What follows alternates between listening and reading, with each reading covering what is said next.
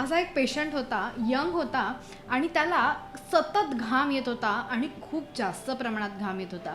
तो म्हणाला की मॅम माझे हात पण घामाने पूर्ण भरलेले असतात, मला एक रुमाल नेहमी कॅरी करावाच लागतो, माझा टी शर्टसुद्धा अगदी घामाने चिंब असा भिजलेला असतो.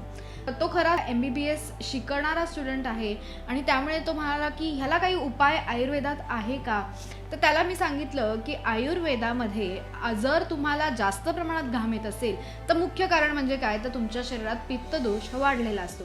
तो जर कमी झाला तर तुम्हाला तुमच्या त्वचेमधनं स्वेद प्रवृत्ती जी जास्त होत आहे ती कमी व्हायला नक्कीच मदत होत असते.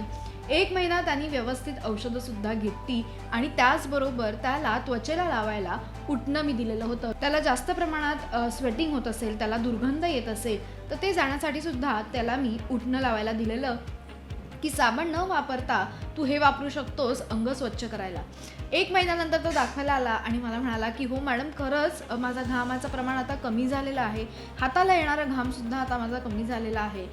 तर तेव्हा त्याला मला सांगताना खूप आनंद झाला की हे कशामुळे झालं, तर शरीरात वाढलेलं पित्त जे होतं ते कमी झाल्यानंतर आपल्याला हा घाम दिसू शकतो. कारण की हा काही खूप मोठा आजार नाही आहे किंवा त्याच्यासाठी वेगळी ट्रीटमेंट करण्याची काहीच गरज नसते. फक्त आपल्याला त्वचेची नीट निगा राखणं आणि शरीरातील वाढलेलं पित्त कमी करणं एवढंच करावं लागतं.